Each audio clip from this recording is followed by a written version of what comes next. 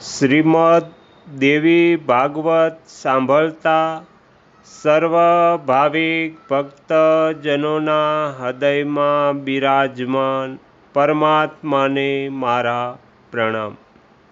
શ્રીમદ દેવી ભાગવતના અત્યાર સુધીમાં આપણે 27 ભાગ સાંભળ્યા છે। આજે આપણે 28મો ભાગ સાંભળીશું। હરિ ઓમ। ભગવાન વ્યાસજી કહે છે, ત્યાર પછી તે બાળક જે માત્ર ઈંડારૂપ હતું, બ્રહ્માજીના આયુષ્યકાળ સુધી બ્રહ્માંડ ગોળાકારના જળમાં રહ્યું। પછી સમય પૂરો થયે તેમાંથી એકાએક 2 રૂપ પ્રગટ થયા। એક અંડાકાર જ રહ્યું અને એક બાળકના રૂપમાં ફેરવાઈ ગયું। તેની આકૃતિ ખૂબ વિરાટ હતી, તેથી તેનું નામ મહાવિરાટ પડ્યું। તે બાળક તેજમાં ભગવાન શ્રી કૃષ્ણના 16મા અંશ બરાબર હતું। તે વિરાટ સ્વરૂપ બાળક વારંવાર ઉપર દ્રષ્ટિ કરવા લાગ્યું। ભૂખથી આતુર થઈને તે વારંવાર રડવા લાગ્યું। પછી જ્યારે તેને ખબર પડી, ત્યારે તેણે પરમ પુરુષ શ્રી કૃષ્ણનું ધ્યાન કર્યું અને પછી તેને ત્યાં જ સનાતન બ્રહ્મના દર્શન થયા। પિતા પરમેશ્વરને જોઈ તે બાળક રાજી થઈને હસી પડ્યું। શ્રી કૃષ્ણએ તેને વરદાન આપ્યું, બેટા, તું મારા જેવો જ્ઞાની થઈ જા। ભૂખ તરસ તારી પાસે આવી શકશે નહીં। પ્રલય કાળ સુધી આ અસંખ્ય બ્રહ્માંડો તારા આધારે રહેશે। મારી જેમ તું પણ દીર્ઘકાળ સુધી અત્યંત સ્થિરતાપૂર્વક રહેશે। તારા નાભી કમળમાંથી બ્રહ્મા પ્રગટ થશે। બ્રહ્માના લલાટમાંથી 11 રુદ્ર ઉત્પન્ન થશે। શિવના અંશ તે રુદ્ર સૃષ્ટિના સંહારની વ્યવસ્થા કરશે। તે 11 રુદ્રોમાં કાલાગ્નિ નામથી જે પ્રસિદ્ધ છે, તે જ રુદ્ર વિશ્વનો સંહાર કરશે। હવે હું મારા ગોલોકમાં જાઉં છું, તારે અહીં રહેવાનું છે। બ્રહ્માંડ ગોળાકારમાં જળની શૈયા પર તે પુરુષ શયન કરી રહ્યા હતા।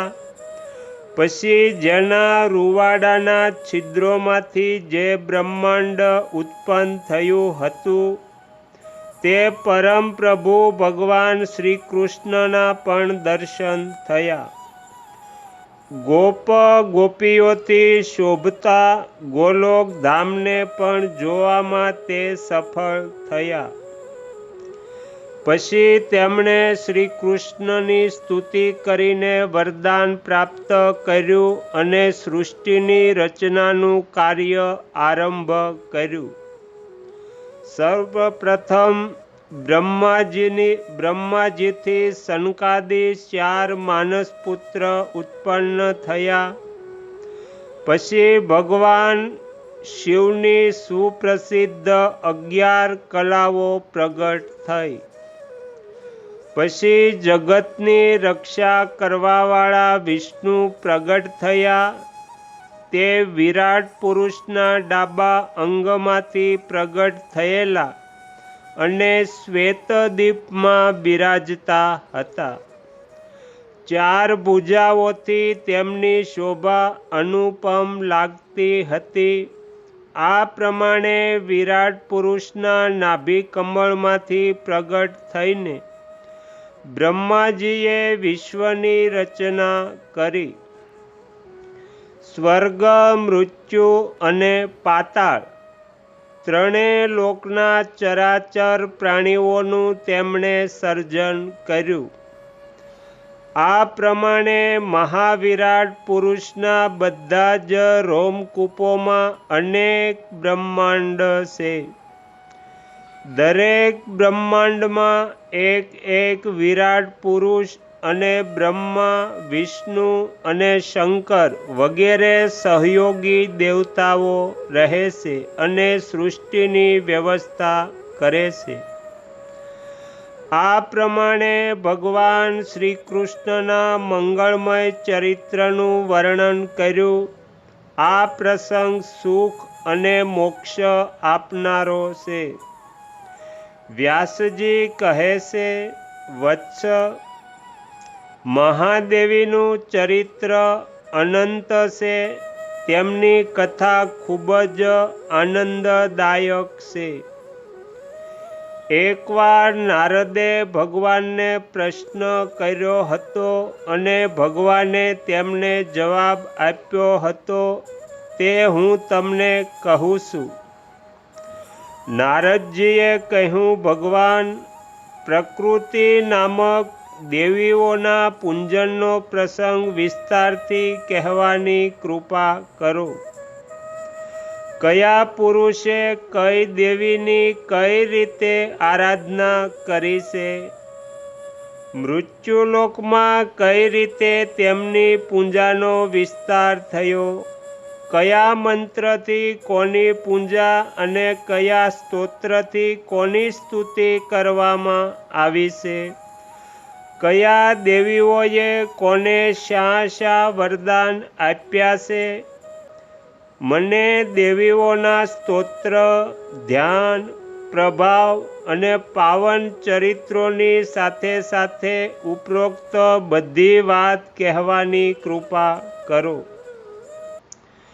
ભગવાન નારાયણ કહે છે, નારદ, ગણેશ માતા, દુર્ગા, રાધા, લક્ષ્મી, સરસ્વતી અને સાવિત્રી આ 5 દેવીઓ સૃષ્ટિની પ્રકૃતિ કહેવાય છે.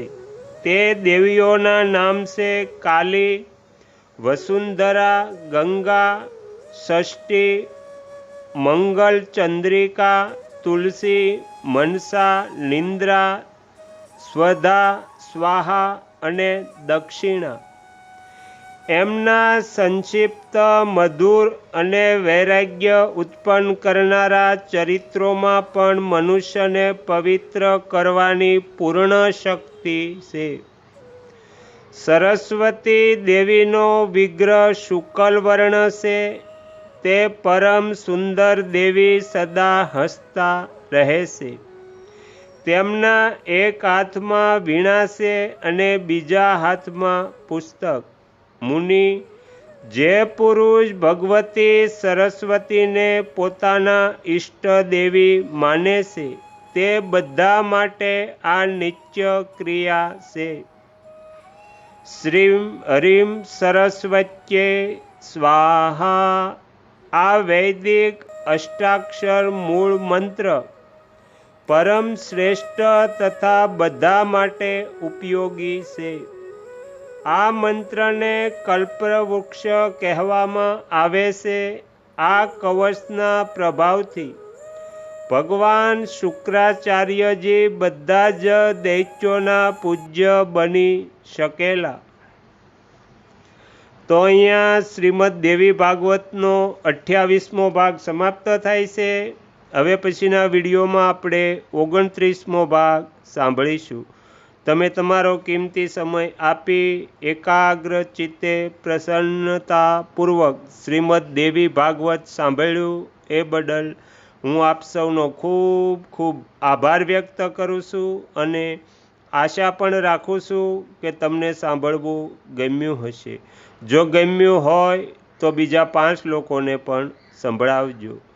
શ્રી નવદુર્ગા માતની જય.